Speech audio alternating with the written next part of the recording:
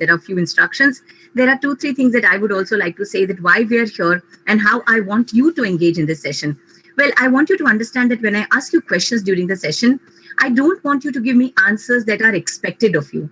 I want you to give me answers which come to your mind, which you think are correct. Okay, don't try to please me, but try to give me answers that cross your mind. Second, your language may be broken. You may sometimes you think in Hindi and you write in English and things like that. So it's perfectly okay if your language is slightly little, not up to the mark. It's perfectly okay. What I want you to do is engage with me for these 90 minutes that we are together.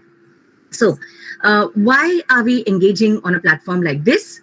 Principally because I believe these are 21st century skills that we as students, as teachers need to understand. If we are not aware of it, it's good to, let it be an eye opener, because I think it's a challenge for teachers also that, they're teaching content, they're teaching you curriculum of which they're not sure if they're going to end up, getting you jobs in the next 5 years. So I think it's a big challenge for teachers, for trainers, for mentors as well. But what's important for students is to understand that these are the 3 skill sets, which I like to use mnemonics because it's easier for us to remember. So the first skill set that I think you should have as a student in a changing or an evolving job market is learning skills. I hope you can see it showed 4 C's, but I've added a 5th C because in the lockdown, it has taught us that without compassion, having critical thinking skills, being creative, collaborating, communication is not going to help if you're not going to be compassionate for a team member, for a fellow student, for a teammate. So I've added the 5th C under the learning skills, which will now read as 5 C's. Okay. Next comes is the literacy skills, under which I put IMT, which is information, media, and technology. And the last one is life skills or flips. And I think that's somewhere that you will see that I'm a major in skin cancer. I have been a tutor for STEM teachers. I'm working with STEAM teachers. I'm working with STEP in STEM, which means the 8th, 9th, and 10th standard school teachers. I'm conducting lectures in Hindi. I'm conducting lectures in Marathi. So how somebody who's done a PhD in skin cancer is, versatile and, performing so well on different platforms. Okay. So life skills includes flexibility, leadership, initiative, productivity, and social. So I really want a feedback from you of what you thought about my slide deck, what you thought about my thought process, whether it's positive or negative. I appreciate both kind of feedback, for which I'm sure we're going to have a question answer session at the end of this. So the best kind of education does not prepare students for a test or for a college or for a job. It prepares them to keep learning. And somewhere, I think you have to understand that when I say it prepares you for life, it allows you to ask questions. It allows you to critically evaluate things. And it allows you to, constantly think, evolve your thinking. And this will come only when you have a systematic way of approaching things, which is why we're together here. Okay. And one of the primary goals in science education, because your teacher briefed me that you all are going to be, an audience which is coming from maths, which is also having chemistry majors and other subjects. So the principal goals of science education is, to help you to develop higher order thinking, which we, put it under, when we use a jargon or we use a big word, critical thinking, it somehow makes us look, much better as compared to just saying a higher order of thinking skills. Okay. So we call them LOTS or HOTS. So lower order or higher order of thinking skills. Okay. So the current and common way of teaching science leaves an impression of the nature of it, mainly because, what happens is the ability to question and imagine is not cultivated in our university system. Of course, there are different colleges, which have botany clubs, which have thinking clubs, they have different activities under which the child is motivated. But typically the way the curriculum is taught, because of our limitations, because of the way we conduct it in the, the core of the course, is that it does not cultivate this attitude of asking questions and imagining. So, by 4th standard, 5th standard, you are just expected to follow a model answer and reproduce that in your answer sheet. In fact, there are teachers I have seen, who are given a model answer, and if the student writes something in their own words, the teacher probably gives them 0 or doesn't give them the accorded marks. So I hope you understand that this is a technical flaw. It's a system error. And I'm not here to change that, but I'm definitely the change that I think I can make in the system by telling you that, this is the way going forward. So the focus on teaching and learning is associated with a tendency to concentrate less on thinking and more on reproducing. Okay, and this is when you are put on the shop floor, when you join a job, when you're joining academia, when you do research and development, you're formulating something, and suddenly you realize, that, oh my God, this was not the way what we were taught in college. So where do we go from here? Okay, so what is this critical thinking? Since I've mentioned the word as a speaker, it's my duty to tell you what is critical thinking or higher order thinking. Well, just don't worry. It's just a set of mental processes that we go through in evaluating the merit of something. What is the merit? The truth of a statement, the usefulness of a product or a process, the moral rightness or wrongness of an action or practice, the effectiveness and efficiency of a policy, the beauty of a work of art, and or the significance of an event. Right? So I can see about almost 100 of us are here. So you think it's simple, right? But let me make it as simple for you, and let's get going with an exercise. I hope all of you are ready, and I hope all of you are sitting there with a pen and paper so that you can write this down and get it done. So I put an exercise here, and the time limit for this is 3 minutes. I really wish we could have done it in an offline mode, but as soon as you finish, I want your yes in the chat window. So you have exactly 3 minutes, and your time starts now. Okay? So as soon as you're done with this exercise, I need to see your yes in the chat window, and I'm waiting for quick answers. So get going.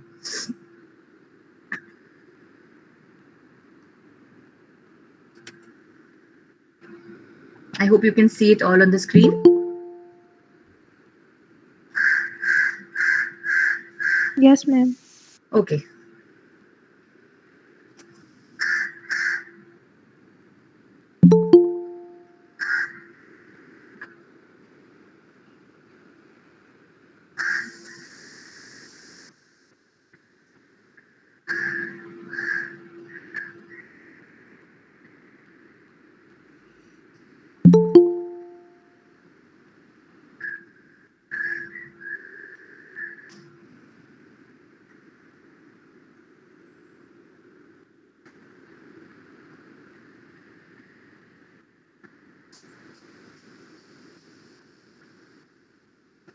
Anybody who's done yet?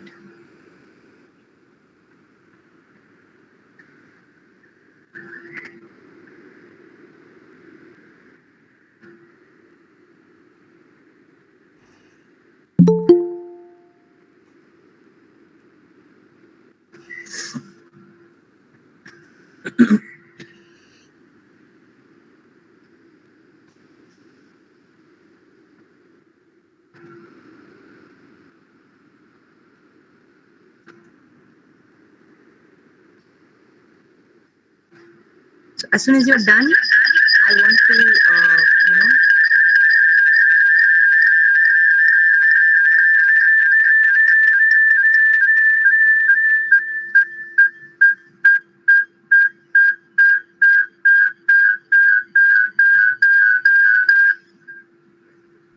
I want you to put it in the chat window.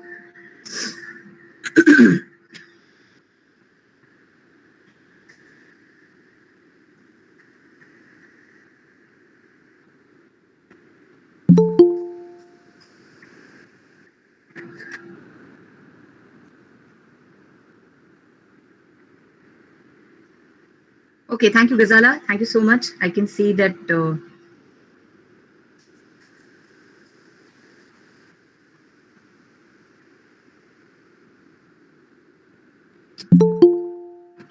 So I've kept my chat window on, and I can see your responses.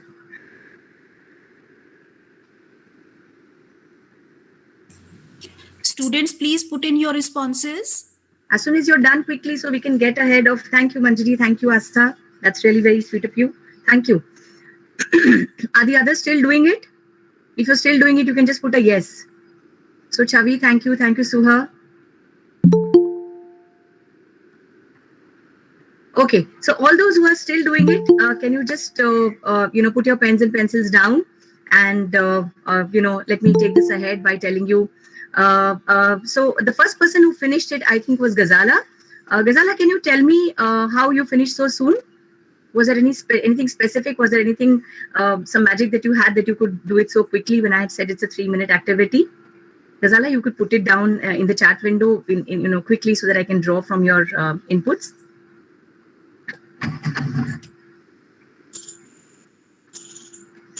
Okay, while Ghazala is probably typing her answer or the others are...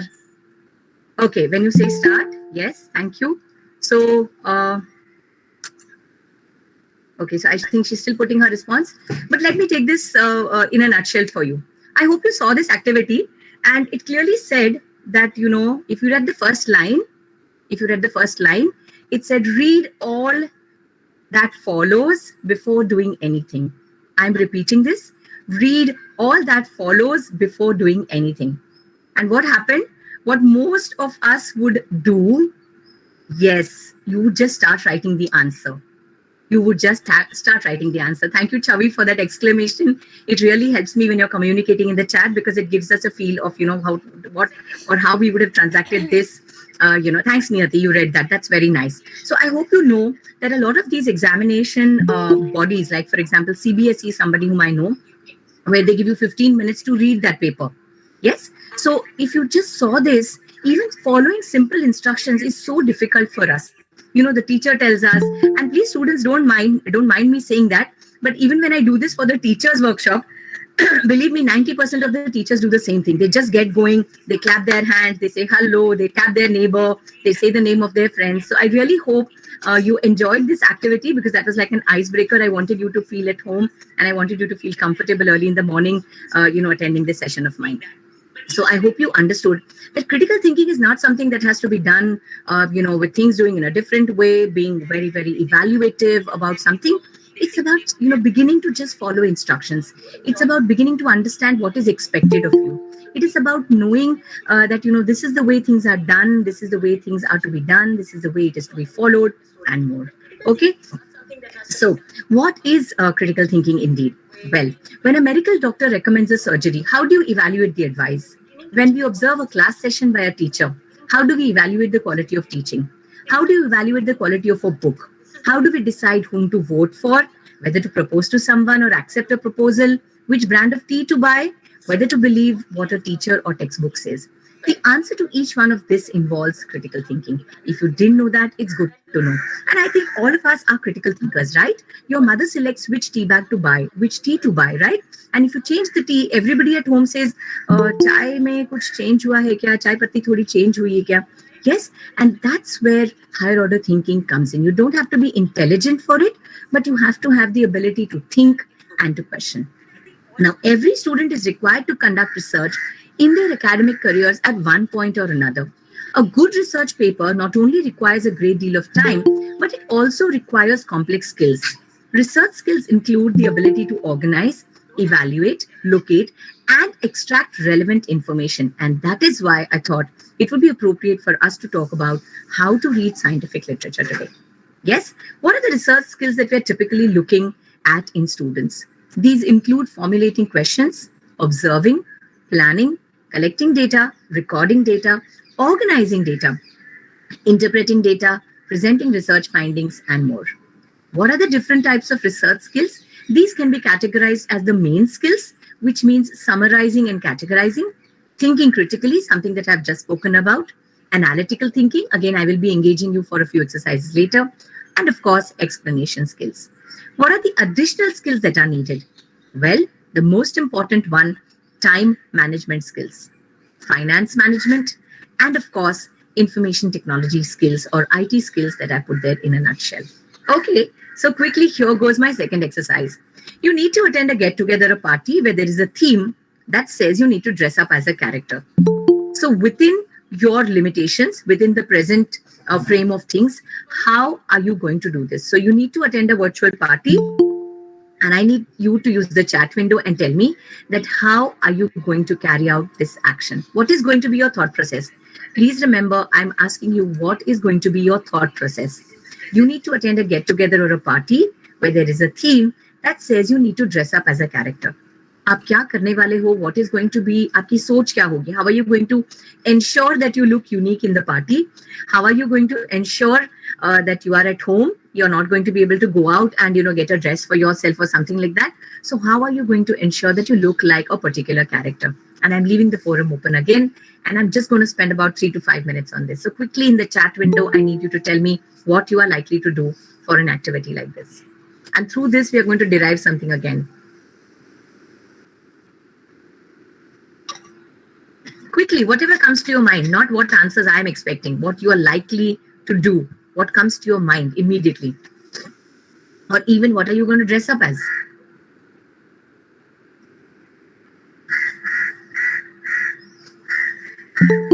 So I'm giving you about a minute to think, and then of course the chat window is open for you to give me your answers.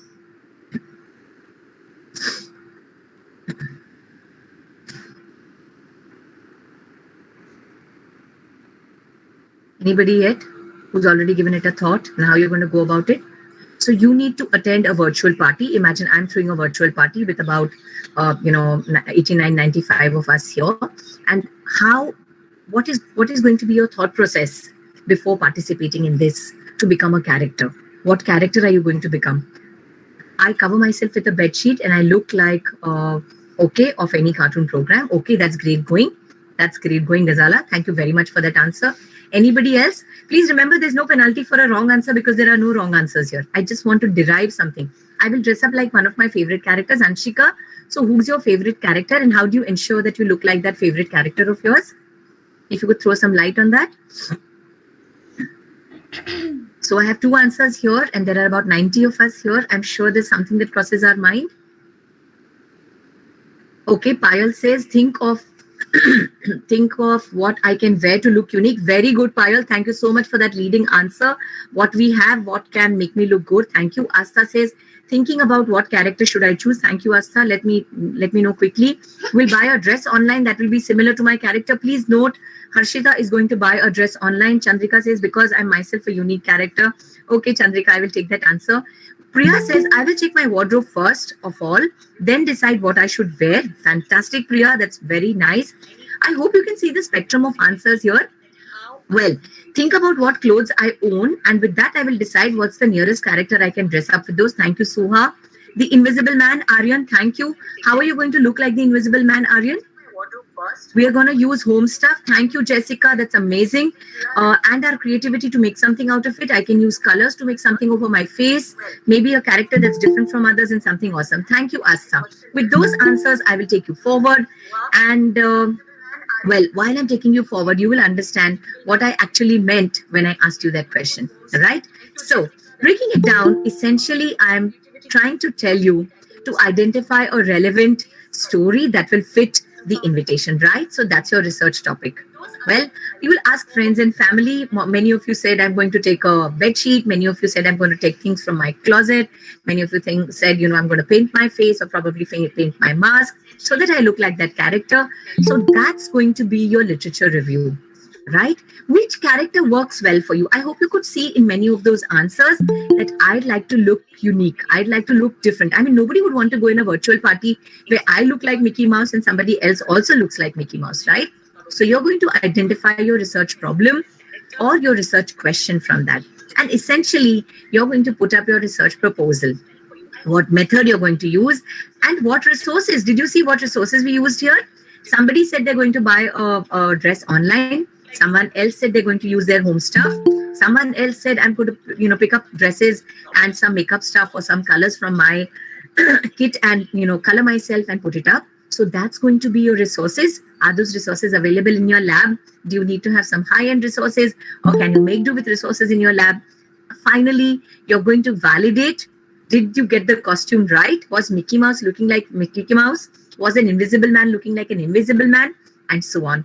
You look at reliability, you look at the limitations, and that is how you'll put up a research report. So I really hope there were some take-homes from this exercise that I asked you to dress like a cartoon character and I helped you to identify what it is, to be able to put up a research project and how, in a nutshell, I'm sure this is just not enough, but I hope it got you thinking that this is how people work to make a very unique, a very application-oriented, a very relevant project. Okay, so taking the presentation further from here, So what's the research process? You initiate, yes.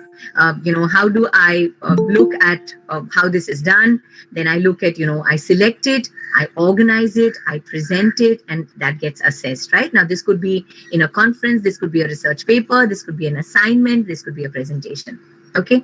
Now, in this research process, if you saw, there is where you're choosing your topic, you are, writing down your content, you're putting together your proposal, your literature review, you're writing down the proposal, and finally you're getting it done and publishing it. Like I said, either as an assignment or as a research paper, but somewhere there is an organized scientific reading and writing. Okay. So what is this organized reading that I'm talking about? Well, you're looking at research questions and key concepts. Is it relevant to the scope of your topic?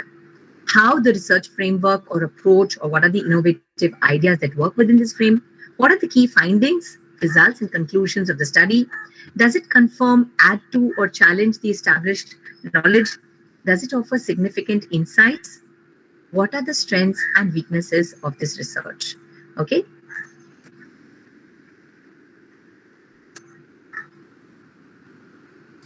Okay. So moving ahead from here, I hope you can see my screen. So what is this research that I am talking about? Okay. Why conduct research? To acquire knowledge, to evaluate new knowledge, to think independently, to think critically, to prepare for an independent assessment in further and higher education, and essentially to develop analytical skills for the world of work. Okay. So what is research? Is it to copy down facts from books and websites and put them together? No. Research is a learning and sharing process. Okay. Does the finding matter? Well, let me tell you what essentially confuses a lot of mentors, a lot of teachers, and essentially the students, right? Research is something that no one knows and can be published in a journal. What is a project? Which neither the teacher nor the student knows, and you submit it as a project report. What is a practical? When the teacher knows the outcomes, she's made the unknown, she knows what is an expected result here, but the student doesn't know this. So please remember and try to understand that this is how we delineate what is research from a project, what is a project output as compared to practicals that we carry out, and understand this delineation process. Why it becomes essential to have organized reading. Critically reading a research paper is a systematic process used to identify the strengths and weaknesses of a research article in order to assess the usefulness and validity of the research findings. I hope you can see how from a confused mesh, it is going to an organized structure in the person's brain there, okay? And what is a research article before we actually start to read it? It's the ultimate product of intellectual pursuit. It's a report on the research findings that are sound. It's previously unknown, novel, and original content, and obviously it builds new understanding, observation, and proofs. So let's start with the background of what is information versus what is knowledge. Well, we are all surrounded by meaningful content. This meaningful content could be about science and technology, it could be about vaccines, it could be about medical protocols, it could be about performing arts, right? Then your next question is going to be, what's knowledge? Well, knowledge is when somebody critically distills out specific points from this meaningful content and gives it out to you. So students, where do you get your knowledge from? Well, you get your knowledge from your teachers. They are subject experts. They have domain knowledge. You get knowledge from when you go to college, when you're doing practicals, when you're reading up references. And you get knowledge from research articles because they are written by mentors who have carried out those experiments and who have put together that content. So the subtle difference between all the information that you are flooded with and knowledge is something that I want you to draw from this point. So where do you get your information from? Obviously from social media handles, from public databases. And right now a condition is like that of the child on the phone, waiting for, colleges to reopen, protocols to be followed, and for us to do our practicals, meet our teachers, interact with our, colleagues, interact with our fellow students, build camaraderie and more. Now, I'm sure you've observed in the last 22 months that it's unlikely that you're able to share any COVID-related information on any social media site. The reason being, the general administration has banned any content like this to be put out in the public domain. Why? Well, because rumors could be misleading, they could cause panic. So they want you to go to validated sites. And what are these validated sites called? These are well curated sites, those of WHO, CDC, ICMR, India Bioscience, and more. Okay, so do remember this as we go forward. So I want you to take home and understand this, that information is not knowledge, but experience is knowledge. And all the rest falls in the domain of being called as information. So you know what happens when you give assignments to children, to students? They first go to desks, Google and Viki. You know, so I call them Google Bhaiya and Viki Didi. So what happens when you look for content in Google or in Viki? Well, the missing component there is curation. What is curation? Curation essentially means selection of accurate content. Let me give you an example. So I want to buy a mobile phone. And you know what I do? So I go to Google and I say, Google, please help me buy a mobile phone. And Google gives me two types of sites. One are blog sites.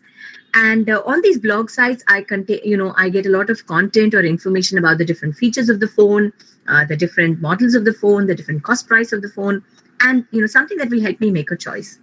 But that's it. It also gives me several vendor sites. And when I go to these vendor sites, it offers me different filters. And you know what these filters are? These filters ask me very specific questions. What are the specific questions? What is the price of the phone that I want to purchase? What is the feature that I'm looking for? What is the camera resolution that I'm looking for? What is the storage capacity I'm looking for? And so on. And when I'm able to define this, it helps me make the choice of a phone which fits in my budget and has the requisite features. Okay, so that, my dear friends, is called curation. Well, I'm sure all of you have observed that whenever you buy something online, your inbox is flooded with more content or information regarding a particular product or a service that you have purchased. That means somebody backend, either a human or a machine, is selecting the appropriate content and giving it to you. So, what do you think? Let's define curation.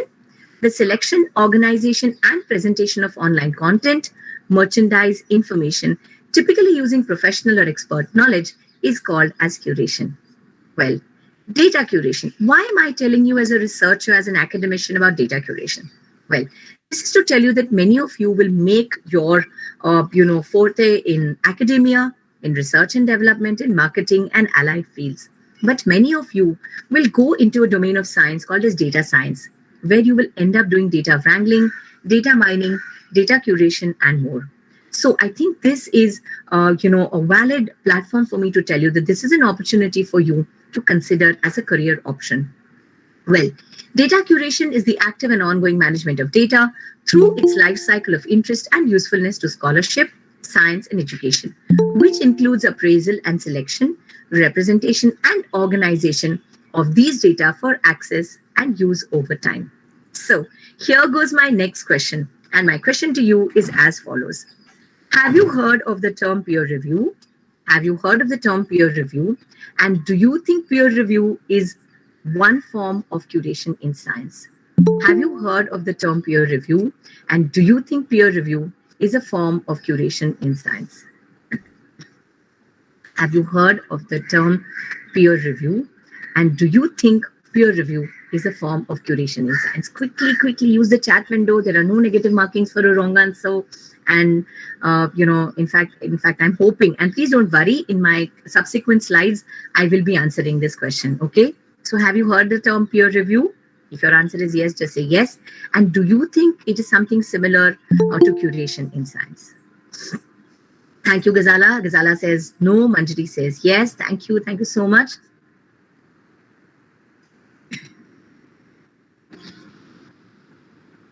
Okay. So with that answer, I can see a lot of you have said, no, you don't know what peer review is. So let me tell you what peer review indeed is. So peer review is a process, where you actually submit your paper to a journal. These are Nishta Desai's slides and they are my Twitterati friends. So I hope you can see I'm sharing due credit with them. Nevertheless, so here it goes through a process where experts on the paper, namely whether it's a biochemistry paper, it's a DNA barcoding paper, or it's a chemical synthesis paper, or it's, an analytical chemistry paper. So it will go through an expert desk and then they will validate your data and let you know if this content is good to be put out in the public domain. Okay, so many a times paper will get rejected, and many a times the reviewer suggestions can be incorporated and the paper gets published. Now do you think that peer review is a form of curation in science? I'm sure your answer is going to be yes. So indeed, one form of curation in science is peer review. Now, why do you think peer review or why do you think curation is important? Because it helps you evaluate the quality of scientific data. It could also ensure better access to the best scientific data. Okay. What about Wikipedia? Is Wikipedia curated? What do you think? Is Wikipedia curated, any of you? And if it is curated, by whom is it curated? Yes? Well, Wikipedia can be curated by anyone from anywhere. And do you see a problem with this? Do you see a problem with this? Yes. The problem is that this is not what I am saying, and don't believe everything that I am saying. But please see point number 6. Point number 6 clearly says that we do not expect you to trust us. Now, what happens when the source from where you're getting information is telling you that don't trust us? There could be a lot of errors in the articles. The article content could vary from time to time. So whenever you're using these public databases, please ensure that you go back to the back references that are given there to validate the content. Otherwise, you could be caught on the wrong foot for picking up information from these two public databases.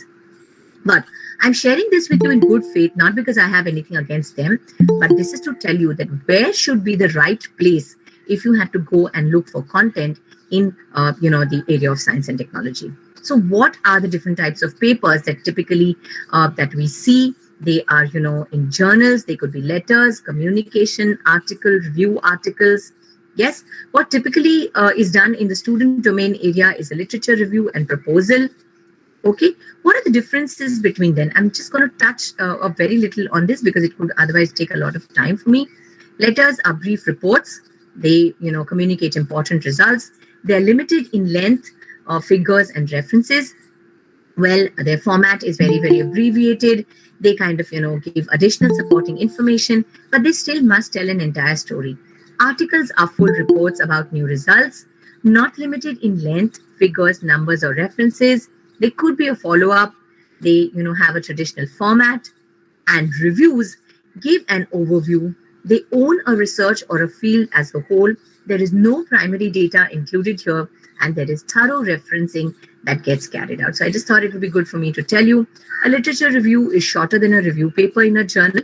It is clear and well organized. It has a clear reference to primary literature. And of course, a proposal, I've included here saying it introduces and justifies scientific work. It includes, it's like a mini review. It has a plan of action, what we call as POA. I mean, it lays out a path of your proposed work. It clearly supports, with preliminary results and calculations to demonstrate feasibility. It's more like a USP or a sales document, which says that, look, this is how it's going to happen. And therefore, it will be good for you, for a funding agency or a grant agency to give you grants for it. Why you should be the person to do it, what expertise or experience you have that will help you. And if successful, where will it lead you to? Common elements that are, all these types are different, but the types of documents that we've discussed, what is the common elements that are there in them? They have a clear and precise writing format. They have figures that support, help and organize the text. They have a logical organization, and they have references to relevant literature. Okay, so here goes my next question. Have you heard of the term review article? Have you heard of the term review article? And do you think that a review article contains work done by one group of scientists or by many group of scientists? Have you heard of the term review article? Have you ever come across it? And do you think that a review article is work done by one group of scientists or many group of scientists? What do you think? Quickly, I saw your last answers were very quick. So I put in this poll question so it gets you thinking, and it also helps you remember the right answer. So what do you think is a review article? Is it work done by one group of scientists or by many group of scientists? So I can see a few yeses, but I would have, yes, I have, and I think they're done by one group. Thank you, Manjari. That really helps me. So I want to know whether it's by one group of scientists or by many group of scientists. Okay, thank you, Anshika. Thank you, Payal. Thank you, Jessica. Thank you so much for those answers. I can see the answers streaming in. So one last time, I'm repeating my question. Oh, thank you, Hansa. Hansa says by many group of scientists. Thank you. So that really helps me taking it forward. I just want to drive a point here that a research article is written by one group of scientists. And when I'm looking at a review article, I'm looking at something which is a club of research articles. Yes? So those of you who said written by one group of scientists, do you think you want to change your answer?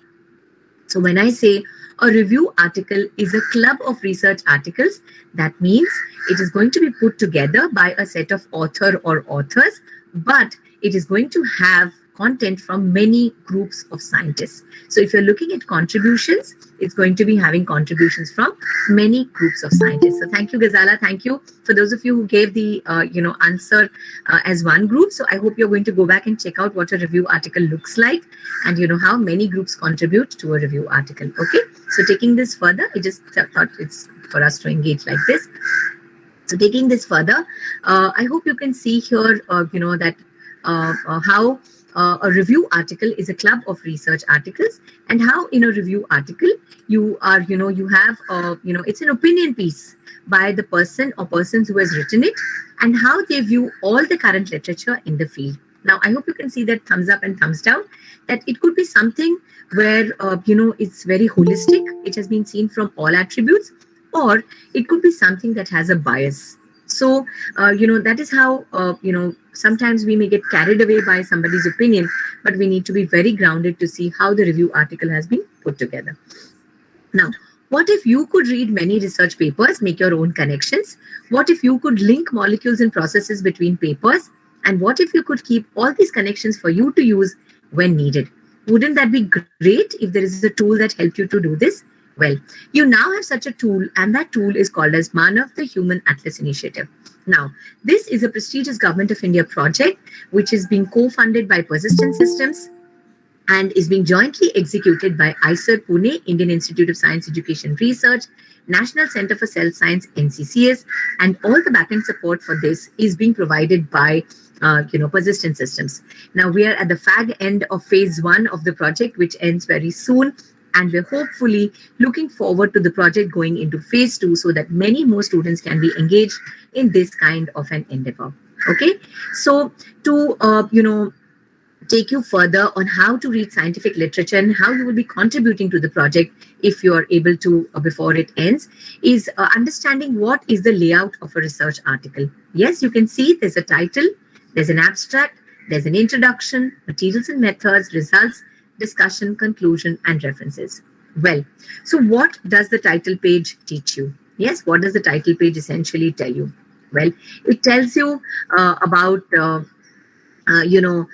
title of the article, which is concise yet descriptive. It tells you the names of the authors. That's how, typically it's seen when you see the title page. It also has their highest academic degrees, the department, affiliations, their point of contact, the source of funding, and of course, the details of the corresponding author. It generally summarizes the main idea of the research paper. It briefly describes the study. So read the title carefully and ask yourself, what do I understand from this title? Or do I understand anything? Is there any take home for me in this paper? What about the abstract? Well, don't get carried away by this picture, but that was just to put it on a lighter note. Yes? What is it? I hope you can see the picture is saying, you said it all. But essentially, the abstract states the hypothesis, goal, or aim of the study. It provides a brief overview of methods and results. It summarizes the key results, and it provides a short conclusion. So make notes of what you understand. Ask yourself, why do I want to read this paper further if I want to read it further? Okay. Next comes the introduction. I hope you can see the funnel eye view that the mentor or the research guide is looking at, when he's looking at the introduction. What's the goal of an introduction? To introduce the readers to the subject under study, state the why you did it and what you did it, state questions or issues to be evaluated in greater detail, and carefully select the references to support those statements. So, well, after this introduction slide, I just want to tell you a few differences between the title and the abstract. So what is it that draws you to a Netflix series or to a book or to a research paper? Well, my dear friends, it's the title. Yes. And what is it that, draws you, to a movie? It's either a promo or a trailer or, a launch video. Well, so I want you to remember this clear distinction between the title and the abstract, where the abstract is the trailer of the research paper. Yes, or the ting ting ting, right? Now, many a times what happens is that the trailer of the movie looks very good, but the movie is not as good as the trailer postulated. Yes, that is why you will understand that many a times you get carried away by the abstract, but when you go and watch the movie, the paper doesn't deliver. So that is why it's important that you just don't get impressed by the abstract, but go ahead and read the paper so that you understand what's the content and what is it trying to say. Okay. Now, in the introduction, it provides you a background of the topic. It contains some details about previously published studies on the same topic. It highlights important missing information. It explains why the present study was conducted, and it may or may not provide an overall approach. It, however, sets a goal, aim, or hypothesis along with possible objectives for the research proposal done. Okay, so whenever you read the introduction of a particular paper, try to summarize the background in a few sentences for your own reference. Okay, so what happens, supposing you're discussing with your team, you're discussing with your research mentor, or you're talking to friends in your journal club, then instead of saying, oh, I read this paper, it had a new perspective completely, it had a new, protocol that they had used or a new method. Oh, this is the paper I was referring to. It is by this author, and I love to follow this author for, the kind of work that they're doing. And this is the new method they have introduced. And ma'am, this is the instrument we will need for this. This is the biomolecule that we may need to order, or the reagent. And this is how will make you an able researcher, whether you go into research and development or academia. But this is a systematic way of going through when you're doing organized reading. Okay, so what are the methods, materials and methods? I've used these slides which are more on a lighter note for you to understand that, whatever protocol that you're following, whatever content that you're using, whatever molecules that you're using, you put it in a very systematic fashion. You write them down in a formatted protocol so that when somebody else wants to carry out this research, they are able to carry out exactly the way you have listed it out. Okay. So what, it's a tell-all section. The materials and methods is a tell-all section. In the methods, you will find a list of the techniques used in the paper. Each technique will have the following details, namely the dosage, concentration of reagents, drugs, antibodies, a detailed description of the methodology on how the experiment was performed. Other details will include sample sizes, controls, statistical analysis, and more. So let me give you an example here. Supposing I say that, we are a set of researchers and we carried out this research at room temperature. Now, I'm sure you understand that what is room temperature for you in Delhi may not be the room temperature for somebody in Mumbai, will definitely not be the room temperature for somebody in Tamil Nadu or let's say, for example, in Guwahati. So what's important is that you meticulously list down what the temperature was using a thermometer and putting there exactly the temperature that you carried out your research, so that it helps another person to carry out this research in their lab. This is what we call as, replication of the same work. Yes. So what comes in results after you've done the materials and methods, where you've listed down what, dosages you used, what biomolecules you used, in the results is what you find the outcomes after carrying out an experiment. Let me share an example here. So the concentration of protein A was higher than that of protein B. Okay. Or the size of the test tumor was smaller than that of the control tumor. So this is the result. That means whatever you got after carrying out the experiment is what you put in on paper. Read each section along with the respective figure or table when you're reading a research paper or scientific content.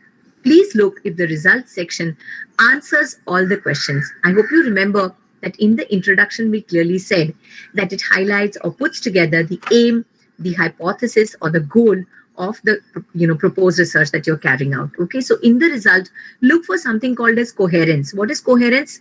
You asked a question and you've now given an answer.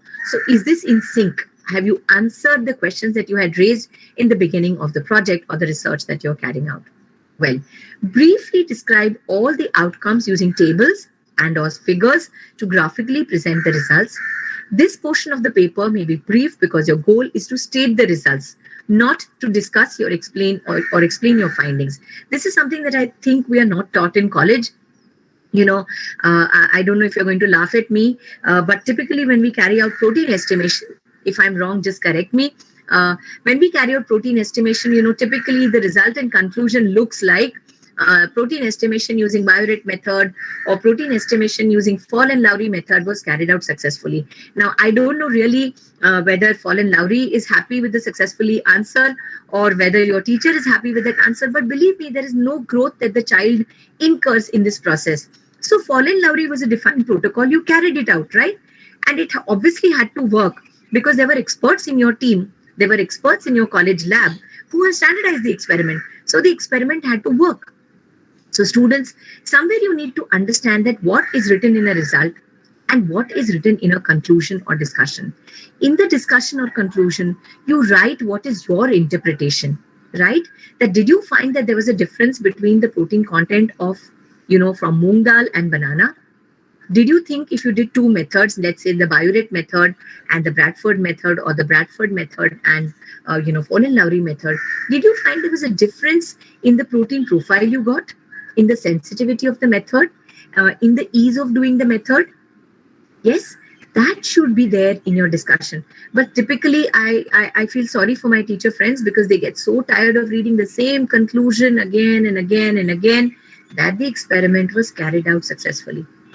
So I hope after this, you're going to try and understand that results are just reporting of findings.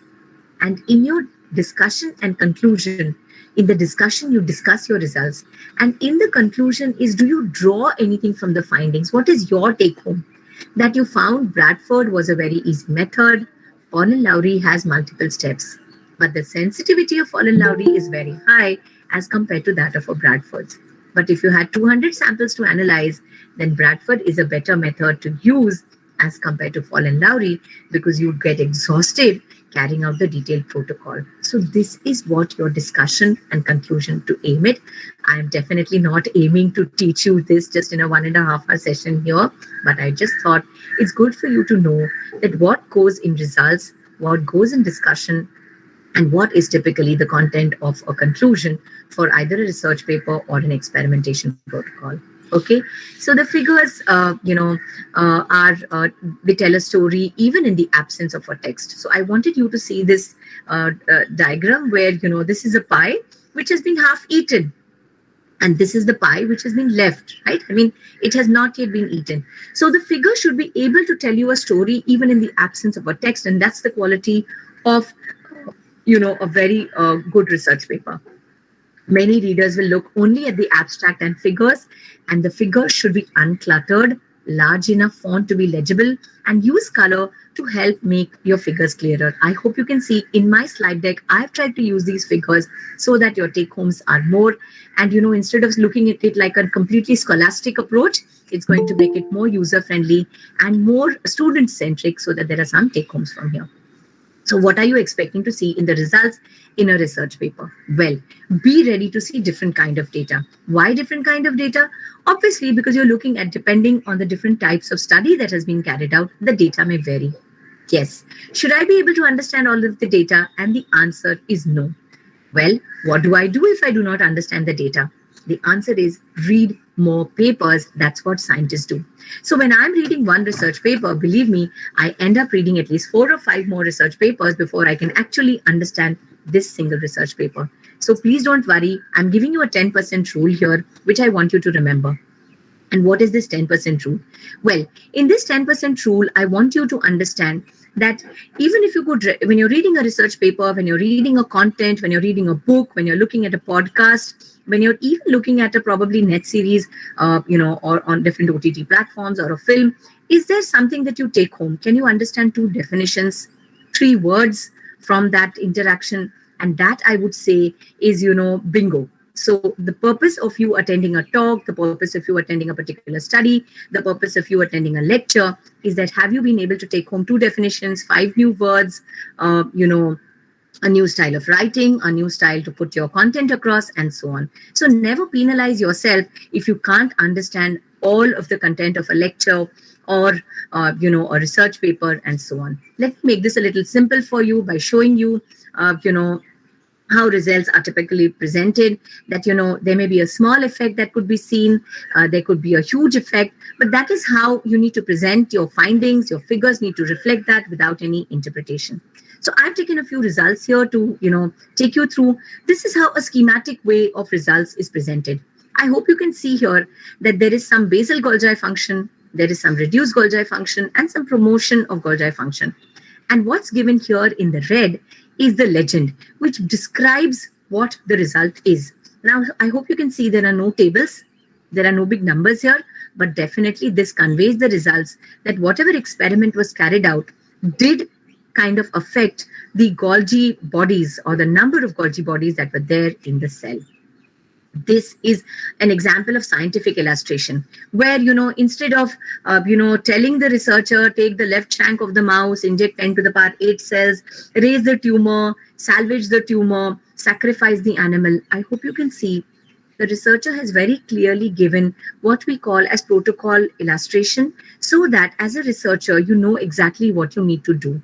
And this definitely helps a researcher to carry out these experiments. Okay, so while I was doing my PhD, my collaborator was NCCS.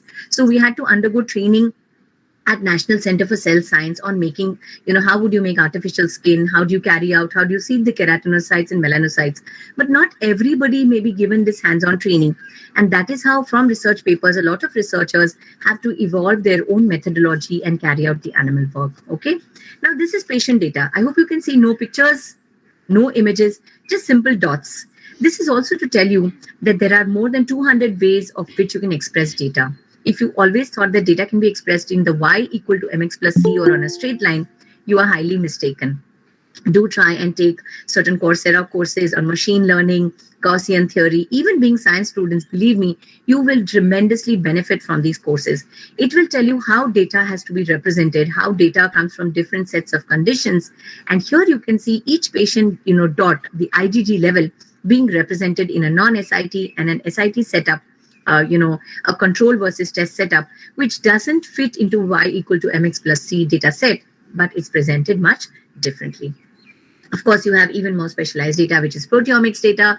You may have genomics data. You will have data on where you calculate the LD50 values, or you calculate the ED50 values, or you may have thermal denaturation of a particular compound, and so on. I couldn't have taken, subject content from all the different subjects. So please excuse me for my limited exemplars. So ask yourself, are the results sufficient to prove the aim, goal, or hypothesis of the study? That's very important.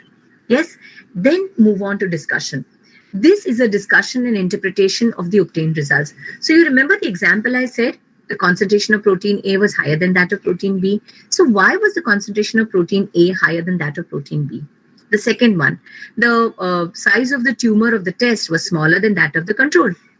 So was there something in your biomolecule, was there something in your extract which caused the test tumor to not propagate so much?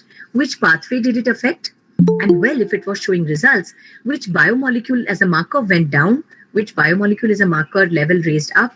So this is what you're going to do in the discussion and interpretation of the obtained results. You could also end up comparing these results with previously published studies, looking at the strengths and limitations of the study, and looking at the future implications of the study. Well, sometimes authors tend to discuss conclusion at the end of the discussion section. Sometimes a paper may not have this section. However, do remember it's a summary of the obtained results. Okay? And at this moment, I want you to tell me, how will you decide to pick up the right paper? That this is the paper that I want to read. How will you go about doing this? How will you systematically go about picking up a research paper? What is going to be your step 1? What is going to be step 2? What is going to be step 3? What's going to be step 4? Yes. Anybody? Anybody? How are you going to look for a specific research paper? How will you look for a specific research paper? Don't worry, I'm going to help you out with the answer. But I just want you to, to think and tell me what spectrum, what crosses your mind when I say that this is the research paper I want to read. Which database are you going to go to? Any ideas? Anybody? Yes. How will you look for a specific research paper? First of all, will you go to Google and Wikipedia to look for a research paper? Will you go to Wikipedia or Google to look for a research paper? Yes. Anybody else? Kazala, you're saying yes. Anyone else? Manjari says yes. Well, what did I tell you when I showed you those slides? That those are public databases which are not curated. Yes. So I will answer your yes with what should be done. Well, you will not go to Google and Wikipedia, but you will go to well-curated sources. And those well-curated sources are those of PubMed. They are Scopus, Web of Science. Yes, you will go to well-curated sources and then look for your references. Okay, now you've gone to a well-curated source. What will you next do? Yes, thank you. What will you next do? You will now define what we call as keywords. You will now define what we call as keywords. You will type on these keywords and then you will get a lot of research papers. Yes, but you may end up getting research papers which are in thousands or which are in lakhs. What will you do now? You will now try and narrow down the search, right? So I could be looking for protein kinase C. I will try and narrow down the search by saying protein kinase C role in tumor suppression. So I'm narrowing down my search. When I narrow down my search, maybe from 2 lakh papers, I get 80,000 papers. From 80,000 papers, I may get 800 papers. But still, those papers are a huge number for me to read. So how will I narrow that down? I could probably now say protein kinase C, tumor suppressor, and the name of an author, right? I may know the full name of the author. I may just know the last name of the author. And once I put that, I may then end up getting just about 9 or 10 references, which is very doable. I can easily read those references. I can easily read those abstracts. I can read the titles and I can see, yes, this really fits my bill. This really fits the research interest area of interest which I'm looking at. And I can then read those research papers. So have you got this step right, all of you? Yes. Which are going to be your sources? Your go-to sources will be PubMed, Google Scholar, Scope of Science, Web of Science, and more. Yes, what are you then going to do? You're then going to define your keywords. Once you've put in your keywords, you're going to narrow down your search. And once you have narrowed down your search, you are going to get, with the help of a keyword, with the help of a connector, with the help of an author's name, you're going to get very specific papers. And once you have done that, you need to start reading the paper in an organized manner, which I have just discussed with you. But wait, before we finish, let me give you a quick way of how to read a scientific article in 30 minutes. Yes, and what is, of course, these are references that I just wanted you to before, I kind of move towards the last content, that whenever you're quoting, like, for example, even in my slide deck, few of my slides are from some other source, and I have shared due credit with them. That's Nishta Gandhi and Dr. Archana Bhatnagar from Punjab University. So you need to, give due credit, and that's how we are getting to the point of how to read a paper in 30 minutes. So I hope you are with me. That the title, you need to give it 1 minute. You need to give the abstract 10 minutes.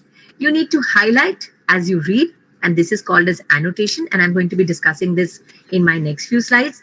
Quickly read the results in 10 minutes, quickly read the conclusion in 9 minutes, and then decide whether or not I should read the whole paper or not. Okay, now what is this annotation? This annotation is nothing but something that we've been doing from school. We take a pencil and we underline content. You know what you're doing when you're doing that? You are actually communicating with the text. And when you are communicating with the text, it helps you increase, the recall value of the text. Let me give you an example. So you underline something and in the margin you put an asterisk sign there, right? And what you've underlined is actually the name of Carey Mullis, who has discovered PCR, and you close the book. The next time you open the book, as soon as you see the asterisk star, it rings a bell in your mind that, oh, this is Carey Mullis who had discovered PCR. So always remember, whenever you annotate text, it helps you to increase the recall value of that text. So remember this mantra of reading a research paper in 30 minutes, the title a minute, abstract 10 minutes, highlighting as you read, and quickly reading the results and conclusion, and then deciding whether you really want to read the whole paper or not. So what is this annotation word that I've introduced? As I asked you, whenever I ask you a question, I'm going to be explaining it in my next few slides. Annotation is, reading actively, which means marking and taking notes in a text in some way. Have we done this? Yes, to a great extent. We've done annotation in a text. We've done, annotation in a diagram. How does annotation help us? It is when readers make notes and flag or highlight important details while they're reading. I hope you can see I've not taken a very high-ended slide, but this is from one of the posters that one of our students had made from a school session. It helps you focus on what you are reading.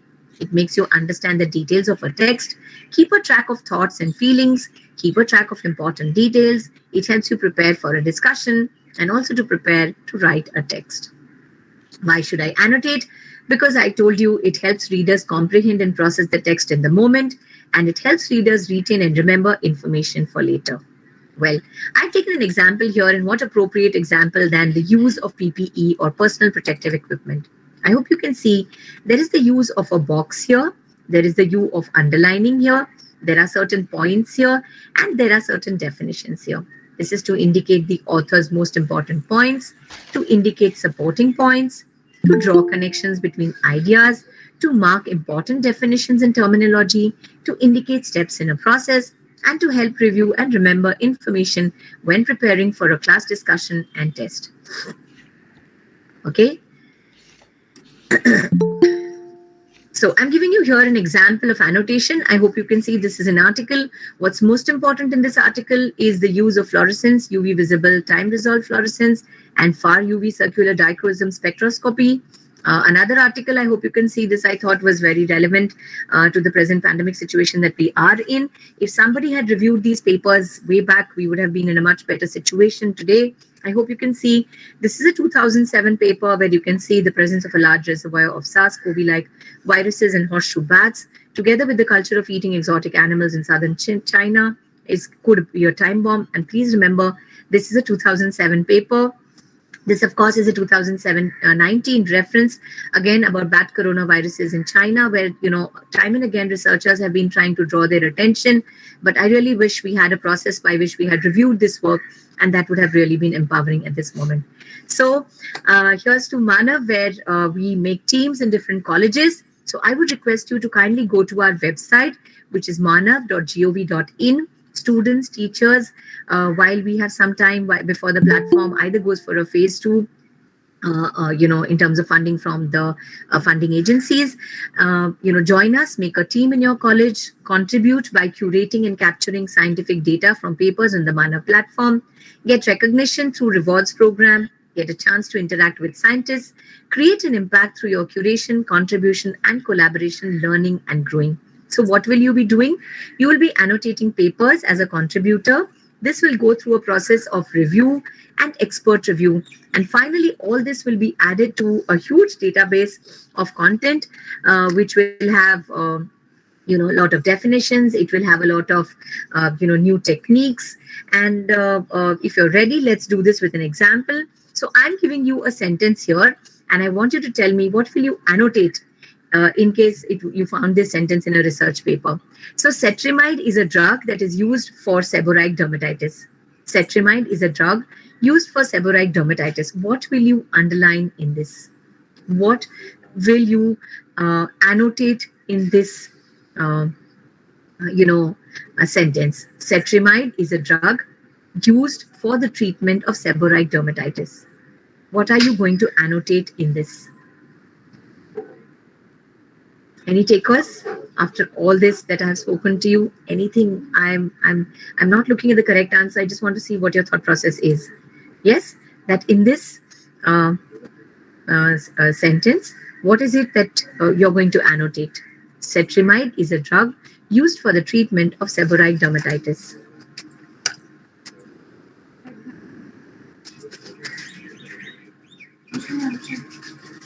Cetrimide is a drug used for the treatment of seborrheic dermatitis. Anybody? Thank you, Payal. Name of the drug and its treatment. Fantastic. So this is how you're going to go ahead. You're going to be annotating text in a research paper. This will go through a process of review and expert review. And then this will be added to a vast entity list that will be available to researchers, academicians, students, so that instead of reading many research papers, you will be looking at this well-curated content on this public database, which is going to be available freely to all the stakeholders. So, just a few more slides before we go ahead with our discussion. What typically is a part of a research paper, yes, is essentially what is new about your work that was not known before. What method did you use to arrive at your results, interpretation, conclusions that you draw, and what further do you think is necessary to solve the problem, or did you solve all of it or part of it? Okay, questions that you typically ask yourself when you're reading or writing a research paper is, what is the introduction? We call this the IMRAD method. What is the introduction? What was done in the methods? What did they find out? And what does that mean is done in the discussion? So I just mentioned to you that this is called as the IMRAD structure, where you look at earlier research findings, generation of hypothesis, details about patient's population, procedure and instrument details, explanation of research outcomes or the statistical significance, and in the discussion, this is more like a summary of what I have already spoken, confirmation of hypothesis, comparison to other people's research outcomes, and then putting forth what were your research outcomes. As I already mentioned, this talk was not about taking things that I have told you as the final answer, but I want you to use this and take these discussions further in informal sessions. The questions that I've asked were not for an exam. I did mention this, that I hope you gave the answers you felt were true and not what I expected from you. Also, I'm okay with what you put through. So thank you very much for those answers, because this was definitely not an English exam that was expected for you. Here is a summary of the pictures that I put together for the title and the abstract. I hope you can see the fun or the pun intended there, where I've used keywords which will help you find your research paper, and how you define your keywords is something that will take you to the appropriate research paper.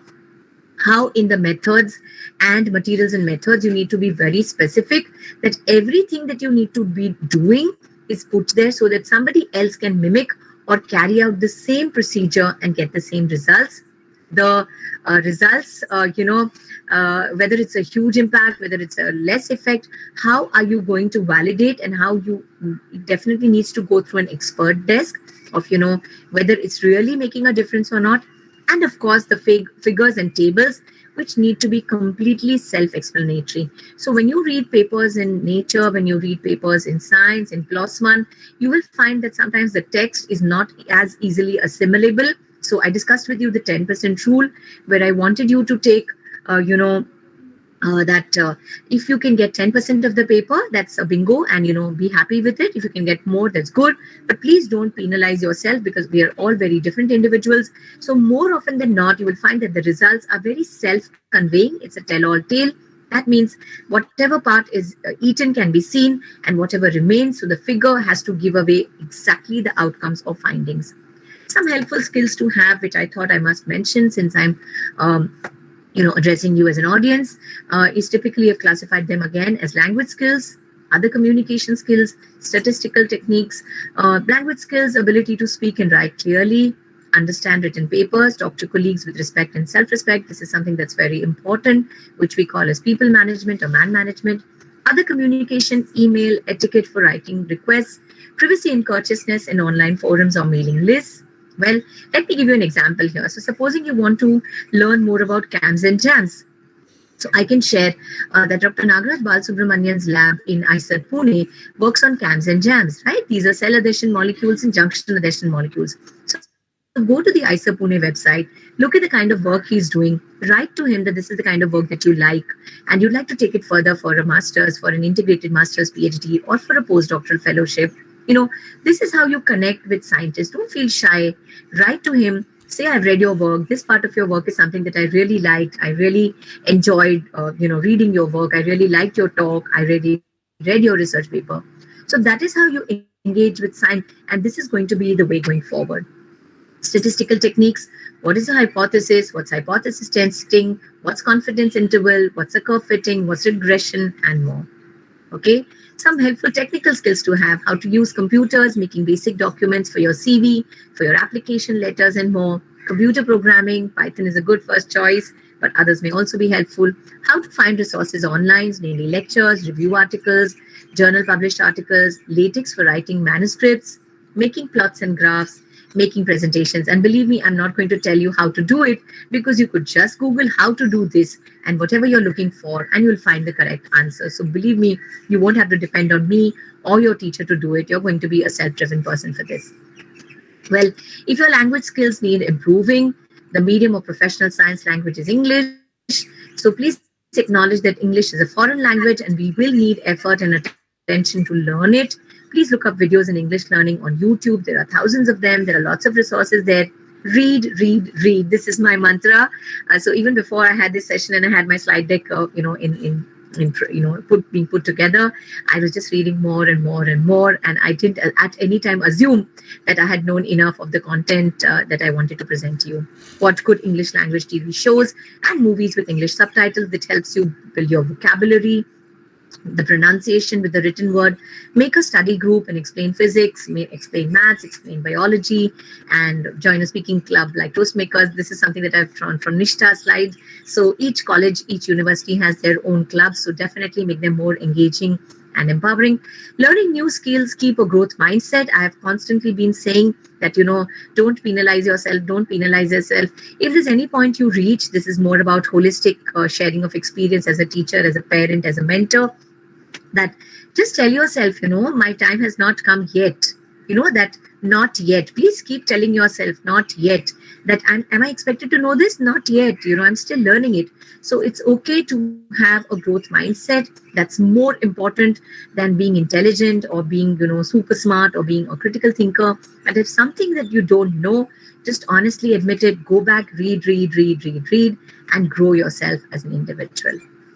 Well, ingredients for learning, as you saw, I asked for feedback even just before I began my slide deck, is take it seriously, but not personally. So if somebody says your talking is very stylish, your use of vocabulary is very nice, well, pat yourself on the back, because coming from a Hindi-speaking family, coming from a very conservative Haryana family, nobody speaks English in my house. But my parents, just told me to stand in front of a mirror and say that, you're Barkhadat reporting from Kargil. And that's what really took me, built my confidence. It built my knack for reading more, for building my vocabulary. Ask for help whenever you're stuck. I will definitely share my email address. Your teacher has my email address. And just remember that whenever you're reading or listening for the first time, please write down, take notes, not to learn by heart, but to figure out the argument yourself. Expect to make mistakes and expect it to be difficult. It was not easy for anybody. But what I think is what I want you to remember, point number one, that know what you are required to know in your field. Ask your seniors, ask your batchmates, ask your advisor, your teacher, your mentor, your HOD, your teacher in charge, your counselor, and make a kind of syllabus for yourself that, this semester I must know this much, which could be within your syllabus of, what is your framework of your core credit course, and something more for your own self, So sorry if this really digresses from the talk, but I thought it should be. Formula for success: be very proactive, envision your goals, ask for help when you need it. Don't wait for somebody to tell you. Use the internet to search for answer to your questions. Contact people for projects, internships, and more. What differentiates a successful from an unsuccessful person is nothing but resilience, okay? Where you have a good support network. This is obviously your friends and family. Good self-care, where you need to eat, sleep, exercise, and relax. Proactiveness, where you're not constantly pitching yourself and waiting to be rescued, but you're constantly on the go. And having a growth mindset, where you tell yourself that almost everything can be learned, okay? So do what you can with what you have and where you are, and find the joy in the journey. There's no shortcut to, there's no shortcut road to success. And I hope you will take home that. I leave you, these are my references. These are very few of my references because I'm sure you would have seen. This is what I want to leave you with, that if you cannot explain something in a very simple manner, then it's a little unlikely that you'll be able to, teach it or further take one step at a time and, be kind to yourself. So thank you very much for being such a patient audience. And I'm leaving the forum open for any questions or doubts that you would have, where you want to let me know, or you want to ask me something, or there's something that you want me to clarify. I would be happy to take questions from you.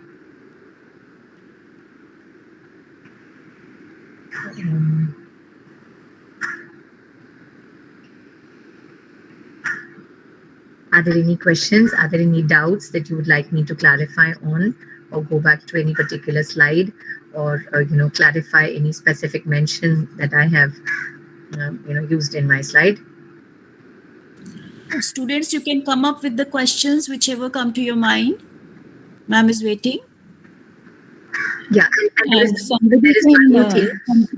Sometimes you get very overwhelmed by the speaker. You are so mesmerized by what the speaker has said. So it's perfectly okay if you have any questions after a week or after a few days, and you suddenly say that oh, I wanted to ask this. You can always route it through your teacher so she knows. And that adds value addition. Okay, before we close, I want to ask you a question, if you're open for it and if we have the time for it, ma'am, with your kind permission. How many research papers have you read in the past 22 months that we've been in this situation? And after my talk, can you tell me if you feel enthused enough that you're going to start reading a research paper? Okay, Ghazala has a question. Ghazala, I'm going through your question, but please do pay heed to these two questions that I have asked you. How many research papers have you read in the last 22 months? And after my talk, do you feel enthused that you're likely to consider reading a research paper, in the next few days, or you're not going to, think about it? So what is it that comes to your mind? Can you give me your social media platform that will help me to follow? Well, Ghazala, I'm very active on Twitter, and I have a thumb rule on Twitter. I share a lot of content. I share a lot of project fellowships and a lot of meaningful content. So I'm on Twitter. I'm also on Facebook, and I'm also on LinkedIn. So you could decide, which one where you want to follow me as Anu Harshal. So you'll find a picture of me there, which will not be difficult to identify. So I hope you can, that kind of helps you to follow me. On LinkedIn, I put very specific scholastic content. On Facebook, I put a lot of general content. And on Twitter, of course, it's again very scholastic and, a huge content in terms of value addition, in terms of learning, and so on. So Ghazala, I hope I've answered your question there. Yes, I'm waiting for my answers. How many research papers have you read?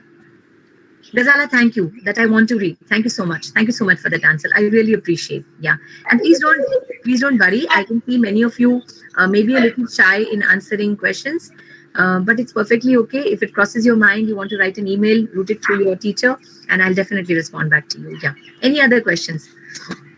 But this session has inspired me to start reading. Thank you, Deepansha. Thank you, Jagriti. Thank you, Payal. Arushi, I think your audio is on. If you could just be kind enough to put it off. Yes. Thank you, Antika. That's very kind of you. Okay. Any other question? Any other doubt that crosses your mind? Ma'am, we are streaming this talk on YouTube also. Okay. So some students from YouTube chat have also questions, which Dipanshi has just shared on the chat box. Okay, I'm just looking at them, ma'am. Which website should we read to read research papers? Well, Dipanshi, thank you, because I cannot move back and forth on different platforms. So very kind of you for sharing those questions. So my advice would be to use PubMed and Google Scholar, Scopus, and Web of Science. You can also go to Science Direct and Elsevier. They have very good references. Please remember, go to sites which are well curated. Please go to sites which are well curated. That means the data or the content that is there on these sites is validated, okay? So that you are not getting carried away by the content and then you suddenly find that this content can't be trusted. So just ensure that you're going to well curated sites. So I hope I have answered that question, that which website we should go for reading research papers. Yes, Dipanshi, I hope there are more questions coming for me, so I'm waiting to hear from you. Yeah.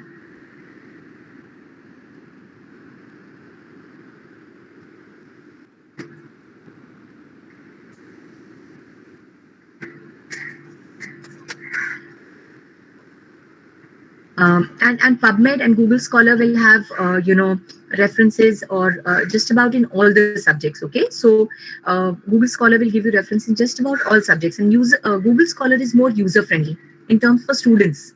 Okay, the references, the kind of papers that you have, Google Scholar is more user friendly, is more kinder to students. And PubMed, many a times you will get stuck at a point where you can see the abstract or just the title alone, and so you may not be able to get the entire paper. But if you're ever stuck in a place like this, please do feel free to write back to different scientists, or you can just write back to the author saying that I'm looking for this paper, and they'll be happy to oblige you by sharing the original research paper with you. Yeah.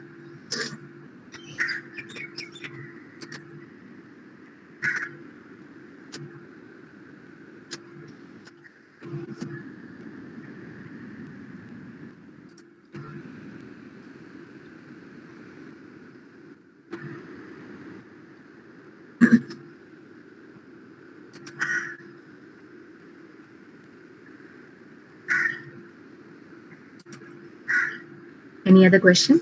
In statistics, what could be the domains of research? Well, thank you, Anshika. Statistics is not my forte, but still I can share a few, interactions that I've had with the Maths and Statistics department, where we worked on collaborative projects. So in statistics, the domains of research would be, first, primarily, it would be driven by what your department is ready to take on in terms of, whether you're looking at a particular programming, whether you're looking at a particular, way of solving a protocol. Like, for example, we recently did a project where we looked at, whether the Parsi population would actually go down by 2050. Right, so this is something that 2-3 students, they formed a syndicate, they formed a group, and they looked at what was the existing data, and whether they would be able to make a prediction based on the given content, given models that were available. And they made a very interesting observation. So that is how you could draw from different domains.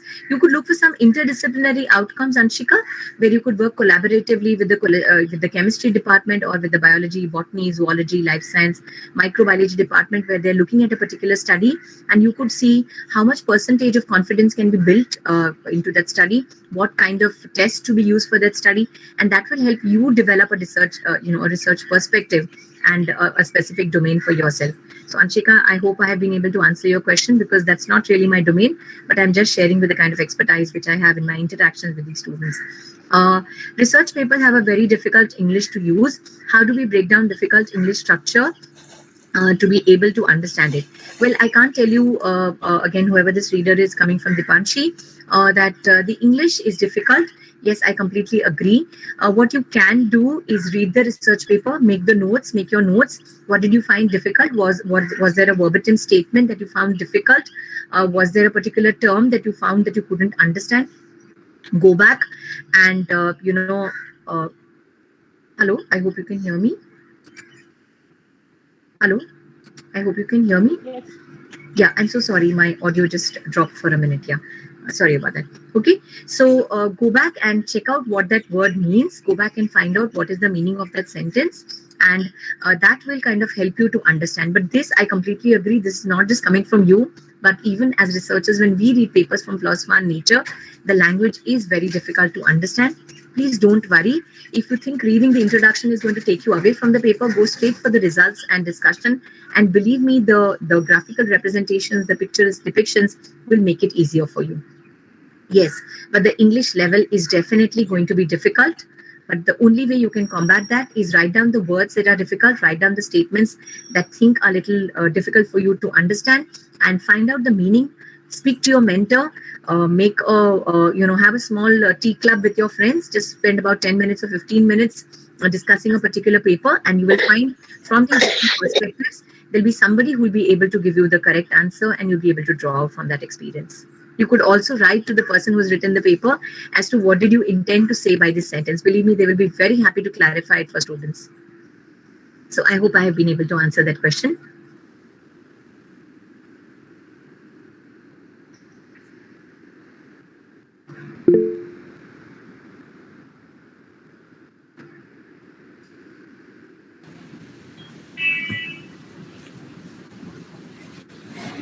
Thank you so much, ma'am, for the compelling learning experience that you have provided, and also for answering all our doubts regarding the topic so patiently. I'm certain that you have already inspired a bunch of curious minds present here with us today. Your contribution to the event was immensely valuable. Thank you for giving your vital time from your busy schedule to grace this event. Moving ahead, I would like to call upon Mahak Mahajan, the President of the Department of Statistics, to deliver the vote of thanks. Thank you, Mandira. Firstly, I would like to thank Dr. Anupma for taking time from a busy schedule and being with us and for conducting such an informative talk. I would also like to extend my gratitude to our principal, Professor Payal Mago, for always supporting us. A special thanks to our TICs, Dr. Punita Saxena, Dr. Alka Vora, Dr. Jasjeet Kaur, and Dr. Dhirendra Singh for guiding us. I would also like to thank all the participants for their presence and contribution. Last but not the least, I thank the organizing team and volunteers for making this event a success. Thank you.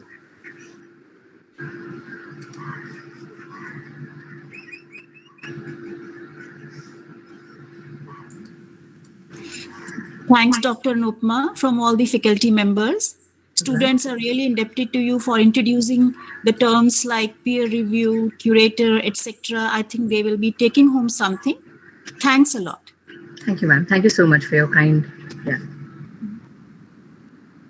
Thank you so much for all the hosts and Dipanshi for coordinating on YouTube and the session, and to all the event members who put together the introduction and the thank you notes. Thank you so much, and really looking forward to interact with you here. And please take care and be safe, everybody. Thank you, ma'am. Thank you, my dear. So with your kind permission, can I leave the meeting?